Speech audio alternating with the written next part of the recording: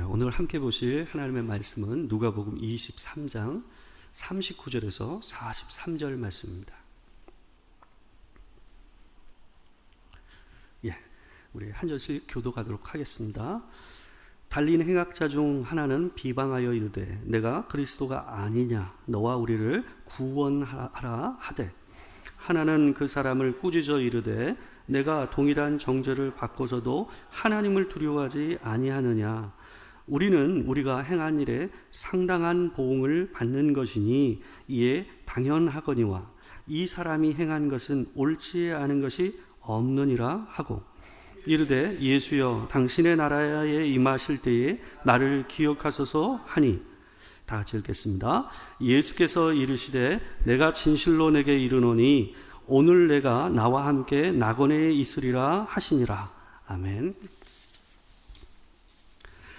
우리 오늘은 누가복음 23장 39절에서 43절 말씀을 가지고 십자가 위에 두 강도라는 제목으로 하나님의 말씀을 전하도록 하겠습니다.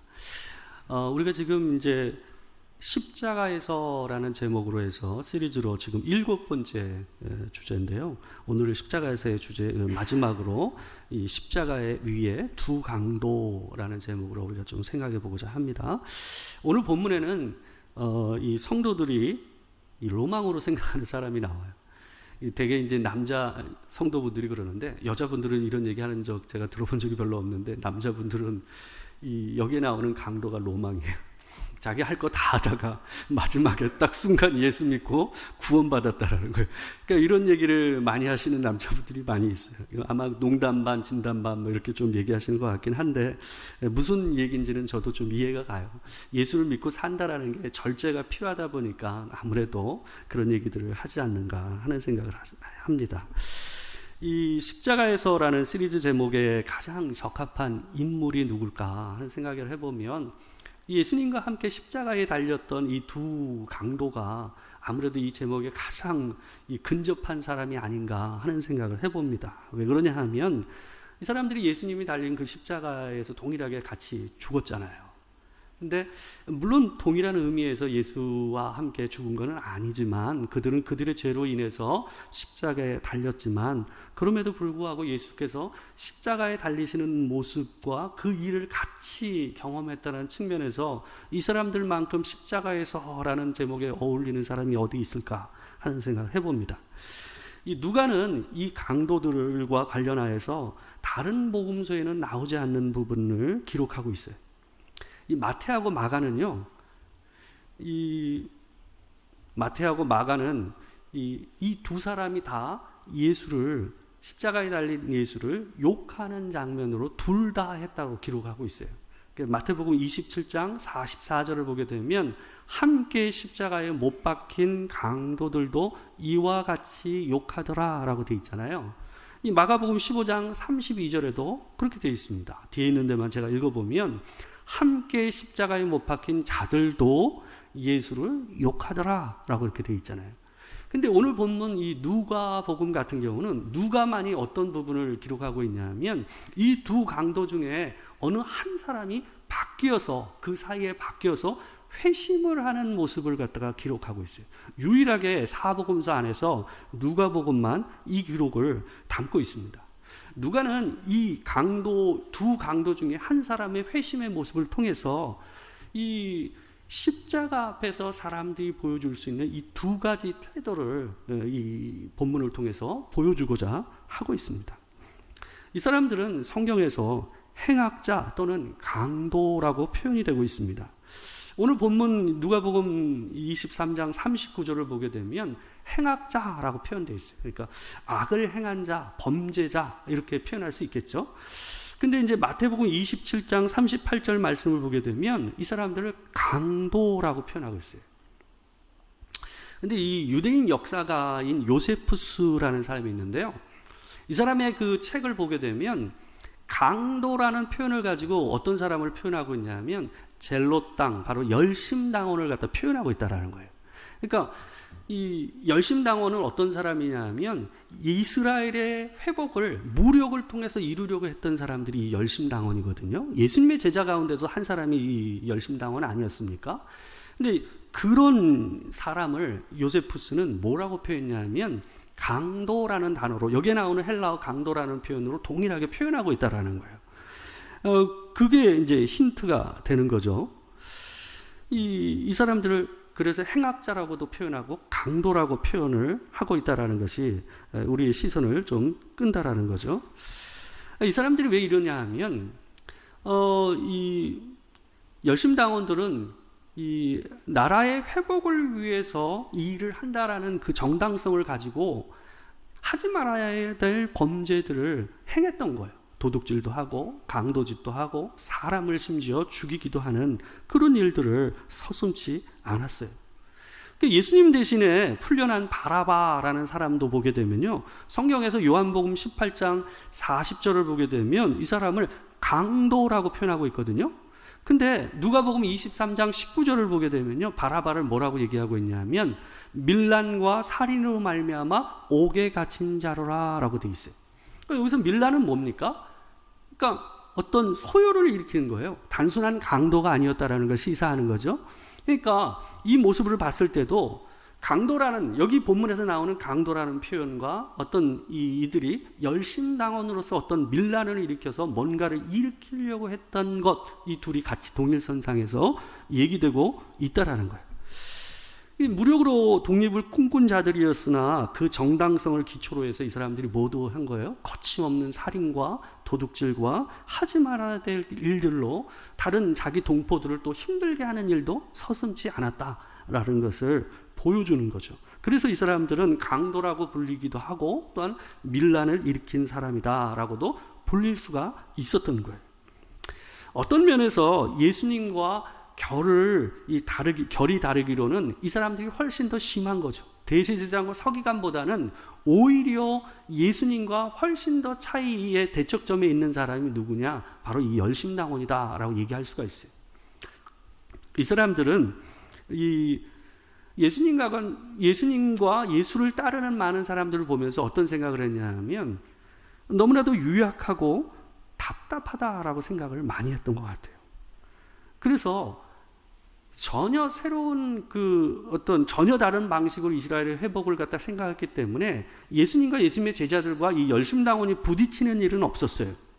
그렇지만 그럼에도 불구하고 이들은 너무나도 다른 차원의 생각을 하고 있었기 때문에 서로를 하시하는, 서로를 존중하지 않는 그런 태도들이 분명히 있었던 것 같아요.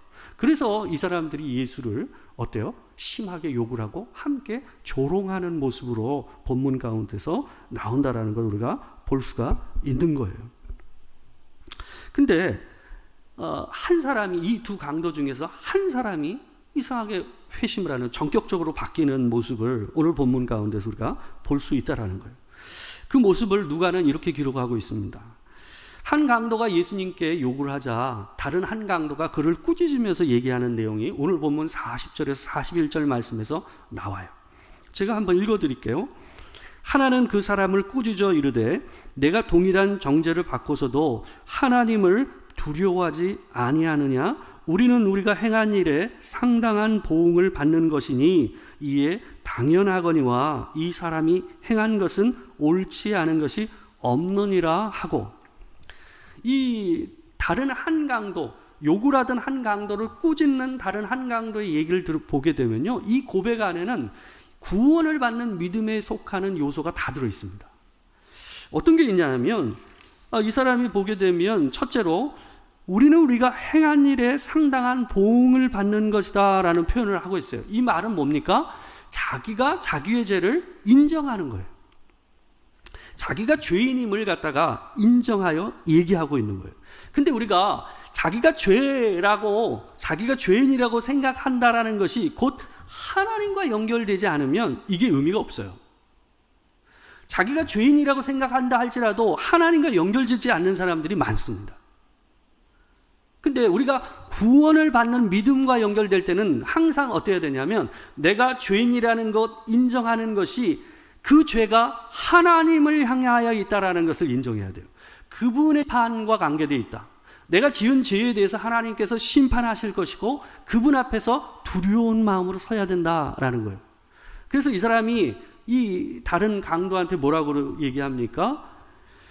하나님을 두려워하지 아니하느냐라고 표현하지 않아요. 그러니까 이 사람 안에는 이 두 가지가 같이 있는 거예요. 자기가 죄인, 당연히 내가 응당히 받을 것을 받았다라고 얘기하면서 하나님을 두려워하는 마음이 함께 공존하는 거예요. 그래서 이 사람의 죄인이다라는 고백이 의미가 있는 거예요. 그리고 또 한편으로는 마지막으로 이 사람의 고백 가운데서 아주 중요한 고백이 뭐냐 하면 예수님의 죽음이 자신들과 같은 죄로 인한 결과가 아니다라는 의미의 말이 있어요. 자기들은 그 죄에 대해서 보응하는 것을 봤지만 이 사람이 행한 것에선 옳지 않은 것이 하나도 없다라고 얘기하고 있잖아요. 그죠? 근데 여기서도 또 하나 중요한 것이 있어요. 예수님께서 무죄하다라고 얘기하는 것과 그분이 대속적인 죽음을 죽으셨다라는 것은 이게 그냥 무조건 이 앞에 있는 것, 그분이 무죄하다라는 것이 곧 대속적인 죽음이다라는 걸 의미하는 건 아니다라는 거예요. 그죠? 우리가 역사 가운데서 예수님처럼 억울한 죽음을 당한 사람이 많습니다. 그죠? 근데 억울한 죽음을 당했다고 해서 그 사람이 곧 다른 사람의 죄를 위한 대속적인 죽음을 죽은 것입니까? 그건 아니잖아요. 그죠? 근데 이 사람의 고백 가운데서 보게 되면 오늘 본문 42절의 고백과 연결시켜서 이 사람이 예수님이 죄 지은 것이 없다라고 얘기하는 것이 대속적인 죽음에 대한 의미였음을 우리가 알 수가 있어요. 제가 한번 읽어드릴게요. 이르되 예수여 당신의 나라에 임하실 때에 나를 기억하소서 하니. 이 말씀은 두 가지 의미를 같이 가지고 있어요. 첫 번째는 뭐냐면 당신의 나라에 임하실 때에 라는 이 말은 뭐냐 하면 예수님을 뭐로 인정하는 거예요? 하나님 나라의 왕으로 인정하는 표현이에요. 그러니까 당신이 왕이십니다 라는 것을 인정하는 표현이 뭐예요? 당신의 나라에 임하실 때에 라는 표현이에요. 그리고 나를 기억하소서라고 얘기하고 있어요. 성경에서 하나님을 향해서 나를 기억해달라고 얘기하는 표현은 뭐냐면 나를 구원하소서의 다른 표현이에요. 같은 의미입니다. 그래서 이 사람이 예수 그리스도가 죄가 없는 분이다라는 것, 옳은 일만 하겠다라는 것을 어떤 의미와 연결시키고 있는 거예요? 그분이 나를 위하여, 우리를 구원하시기 위하여 오신 메시아라는 의미에서 얘기했다라는 것을 오늘 본문 41절과 42절 말씀을 연결시키면서 우리가 볼 수 있다라는 거예요. 근데 이 사람의 이 고백이 특별한 것은 예수께서 가장 약할 때의 한 고백이라는 거예요. 사도 베드로도 예수님을 향해서 뭐라고 그랬습니까? 주는 그리스도시요 살아계신 하나님의 아들입니다 라고 얘기했어요. 그죠? 근데 베드로가 예수님을 향해서 믿음의 고백을 했을 때는 예수님이 어떨 때입니까? 잘 나갈 때요. 그분이 강해 보이고 많은 사람들이 그분을 따를 때였어요. 그죠? 근데 지금 이 강도가 예수님을 향해서 당신의 나라가 임할 때에 나를 기억하소서라고 얘기할 때는요, 사뭇 다른 거예요. 어떤 상황입니까? 죽음을 앞두고 있는 거예요. 그리고 가장 형편없는 모습으로 십자가에 매달려 있는 예수의 모습을 보고 이 사람이 그분을 향해서 이런 고백을 하고 있다는 것이 이 사람의 신앙의 고백이 아주 특별하다라고 얘기할 수가 있는 거예요. 우리 보통 그러잖아요. 우리 현직에 있을 때는 사람들이 무슨 일이 있으면 많이 찾아오잖아요. 그죠? 그리고 내가 형편이 괜찮을 때는 주변에 사람이 많고 사람들이 내게 좋은 말을 많이 합니다. 근데 내 형편이 그렇지 않으면 어때요? 내가 그 자리에 없으면 어때요? 사람들이 예전 같지 않죠. 그래서 보통 사람들이 그러잖아요. 자기가 현직에 있을 때 아이들을 결혼시키려고 애쓰지 않습니까? 그런 소리들을 많이 하죠. 근데 내가 어려울 때 내 옆에 있어주고 나와 함께 해주는 사람이 뭡니까? 찐이죠. 진짜죠, 진짜. 그죠? 그러니까 이 사람이 지금 예수 그리스도가 가장 약하고 사람들에게 치욕스러운 상황 가운데 있는 이 모습을 보고 당신은 진짜 왕이시요 나를 구원하실 수 있는 분이다 라고 고백했다라는 것이 이 사람의 이 신앙의 고백이 아주 특별하다라고 얘기할 수가 있는 거예요. 다들 이 모습 때문에 도망갔잖아요. 이걸 볼 수 없어서 이 상황을 함께 할 수 없어서 도망갔잖아요. 근데 이 사람이 이 순간 예수를 왕이요 나의 구원자라고 표현해주고 있는 거예요. 진짜 신앙 고백이죠. 우리도 우리 인생에서 하나님이 약해 보이고 작아 보일 때가 있어요. 저는 제가 믿는 하나님이 작고 약해 보일 때가 어느 때냐 하면 제가 고통과 고난 가운데 있을 때요. 내가 낙심해 있을 때에 내가 믿는 하나님이 어때요? 작아 보이고 약해 보이죠. 물론 뭐 하나님이 약하시겠습니까? 근데 제 마음 안에서 하나님이 그렇게 느껴진다라는 거죠. 내가 너무 힘든데 하나님께서 마치 십자가에 달린 예수를 보시고 전혀 움직이지 않고 침묵하신 것처럼 내 삶의 문제 앞에서 하나님께서 움직이지 않는 모습을 볼 때에 어때요? 내가 믿는 하나님이 약해 보이고 작아 보이는 거죠. 우리가 이 십자가 위에 달려 계신 예수 그리스도와 같은 그 상황에서 이 두 강도처럼 반응을 할 수가 있습니다. 십자가는 다른 반응이 없어요. 두 반응 말고는 할 수가 없어요. 하나는 뭐예요? 그 고난의 모습을 보면서 예수 그리스도의 능력을 부인하고 등을 돌리거나 아니면 또 하나는 온전하신 예수 그리스도의 모습, 바로 약한 데서 가장 강한 예수 그리스도의 그 십자가의 은혜를 확인하고 하나님을 향해서 당신의 나라가 임할 때에 나를 구원하소서라고 얘기한 이 강도처럼 예수를 향해 반응할 수 있는 거, 그 둘밖에는 없다라는 거예요. 성부 하나님은 가장 강하고 가장 지혜로운 방법이 십자가라고 생각하셨어요. 아들에게 그 길을 보이셨고 또 그 길에서 그 길을 가게 하셨고 그 길에 대해서 침묵하셨어요. 왜요? 그 일이 가장 강하고 가장 지혜로운 일이라고 생각하셨기 때문에 그렇습니다. 근데 그 일을 동일하게 우리 인생 가운데서 하나님께서 하신다라는 거예요. 예수 그리스도에게 주신 그 십자가의 길이 하나님이 보시기에 가장 강력한 사랑이요, 가장 강력한 하나님의 일을 이루는 지혜라고 보시기 때문에 그 방법을 그대로 어때요? 우리의 인생 안에 집어넣으신다라는 거예요. 사도 바울이 고린도전서 1장 22절에서 25절 말씀에서 이렇게 얘기했습니다. 우리 같이 한번 읽어보겠습니다. 자, 시작. 유대인은 표적을 구하고 헬라인은 지혜를 찾으나 우리는 십자가에 못 박힌 그리스도를 전하니 유대인에게는 거리끼는 것이요 이방인에게는 미련하는 것이로되 오직 부르심을 받은 자들에게는 유대인이나 헬라인이나 그리스도는 하나님의 능력이요 하나님의 지혜니라. 하나님의 어리석음이 사람보다 지혜롭고 하나님의 약하심이 사람보다 강하니라. 유대인이건 헬라인이건 관계없이 그들이 추구하는 지혜가 있었어요. 둘 다 유대인은 뭐예요? 표적을 구하고 헬라인은 뭐예요? 지혜를 구했어요. 그렇지만 유대인이건 헬라인이건 정말 이 하나님의 부르심을 받은 자들에게는 다 어떻다고요?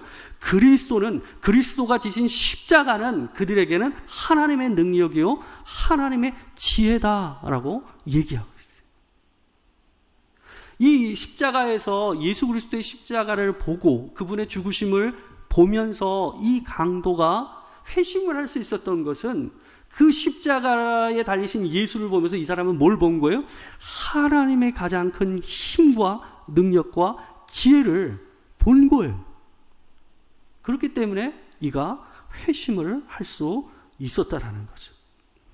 우리가 예수께서 가신 길을 따라간다라는 것은 그분이 가신 십자가의 길에서 그분이 가신 그 길을 따라 우리도 걸으면서 그 길에서 뭘 배우는 거예요? 하나님의 능력과 하나님의 지혜를 배우는 거예요. 아, 거기에 진짜 하나님의 능력과 하나님의 지혜가 있구나 하는 것을 뭐예요? 말로가 아니라 삶으로, 경험으로 느끼는 거예요.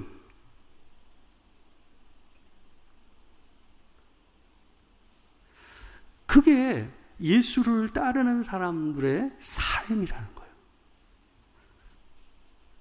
우리가 신앙 고백으로 남아있는 것들이 있다면 한번 기억을 해보세요. 제가 인생 신앙생활 하면서 느끼는 것은, 아마 여러분들도 저 이상을 다 신앙생활을 했기 때문에 그런 고백들이 있을 겁니다. 자기가 살아온 인생 안에서 자기가 하나님 앞에 고백하는 하나님이 있어요. 자기가 통과한 인생 안에서 그 인생 안에서 하나님 앞에서 내게 이런 하나님은 분명해 라고 고백할 수 있는 그런 하나님이 있다라는 거예요. 근데 보통 그 고백되는 그 하나님이 어떻게 만들어졌는데, 그 고백이 어떻게 만들어졌는지 한번 돌아보세요. 고난을 통과하지 않고 십자가의 길을 통과하지 않고 만들어진 고백이 있습니까? 저는 그런 고백이 없더라고요. 제 신앙 안에서 하나님 앞에 오롯이 하나님 당신은 이런 분입니다 라고 고백되는 그 하나님의 신앙 고백, 입술로 온전히 내가 마음을 담아서 믿음으로 고백할 수 있는 그 신앙 고백은 전부 다 내 인생의 특별한 고난과 긴 시련을 통해서 만들어진 고백이더라고요. 분명히 여러분도 마찬가지였을 것 같아요. 마치 돌에 새겨진 비문처럼 남아있는 이 신앙 고백들은 모두 주께서 가신 길을 따라서 가면서 어떻게 한 거예요? 그 길을 함께 걸어가면서 얻은 고백들이에요. 거기서 제가 느낀 것은 언제나 뭐가 있었냐면, 하나님의 침묵과 하나님의 능력 없어 보임과 또 뭐예요? 하나님, 내가 믿었던 하나님에 대한 당혹감, 이런 것들이 항상 있었어요. 그러나 결국 그 길을 통과하고 나면 남는 것은, 그게 하나님의 지혜였구나, 그게 하나님께서 내게 허락하신 최선의 방법이었구나 하는 것을 느낄 때가 있어요. 근데 솔직히 그 순간에는 그렇게 고백이 잘 안 되더라고요. 그 고난이 한참 이어지고 그 고난이 언제 끝날지 모르는 그 순간에는 솔직히 그 고백이 잘 안 나와요. 그래서 어떤 면에서는 이 십자가 위에서 그 십자가에 달려 계신 예수를 보고 이렇게 고백할 수 있었다라는 이 강도의 신앙 고백이 특별하다라고 느껴지는 거죠. 고난은 마치 이 청자와 백자를 갖다가, 그 빛깔을 갖다가 빚어내는 이 가마와 같아요. 그래서 우리 인생 안에서 보석처럼 빛나는 신앙 고백들은 전부 그 뜨끈한 가마, 아주 손 가까이만 가도 될 듯한 그 가마를 통과하지 않고는 어때요?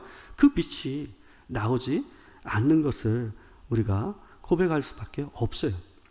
우리 삶에 고난이 있어도 기대할 수 있는 것은, 분명한 신앙이 있다면 언젠가 하나님께서 우리를 낙원에 이르게 하실 줄 믿기 때문이에요.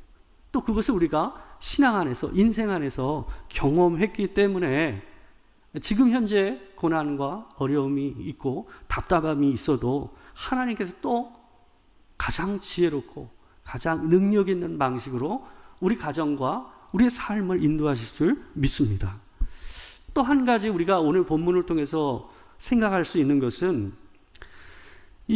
그 십자가 위에서도 성부께서 성자 예수 그리스도를 위로하고 계시다는 거예요. 십자가에서 죽으시면서 이 강도의 신앙 고백을 들으신 예수님의 마음이 어떠셨을까 하는 생각을 해봅니다. 이 강도는 예수께서 이 땅에 오신 목적, 지금 이 십자가에 달리셔서 죽으시는 죽음의 목적을 어때요? 선포하고 돌아가실 수 있도록 만들어줬어요. 그게 뭡니까? 오늘 내가 나와 함께 낙원에 있으리라. 예수께서 이것을 이루기 위해서 이 땅에 오셨고, 또한 뭐 하셨습니까? 지금 이 십자가 위에 달려 계신 거잖아요. 근데 이 사람이 바로 예수를 향해서 이 고백을 할 수 있는 기회를 준 거죠. 마치 제가 보기에 이거는 성부 하나님께서 그 강도를 통해서 뭐 하고 계시냐 하면 예수를 격려하고 계십니다. 내가 너를 이 일을 하게 하기 위해서 이렇게 보낸 거야 라고 마지막으로 아들을 격려하고 계신 성부 하나님을 보는 것 같았어요. 제가 십자가의 길을 걸어가면서 느끼는 또 하나는 뭐냐 하면요, 그 십자가의 길에서 우리를 건져주시지는 않으시지만 하나님께서 십자가의 길에서 우리를 건져주지 않으세요. 그 길을 가게 하시죠. 근데 그 길을 가게 하기 위해서 중간중간마다 하나님께서 어떤 거를 준비하시냐면 위로와 격려를 준비하신다라는 거예요. 저는 늘 어떤 큰 일이 앞서서 뭔가를 하나님께서 준비하고 계시다라는 것을 굉장히 많이 경험을 했어요.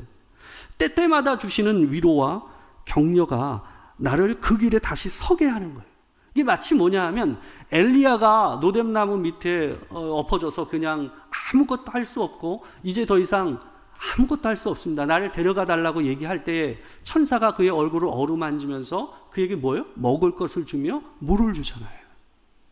그리고 다시 그가 가야 할 길을 가게 하잖아요.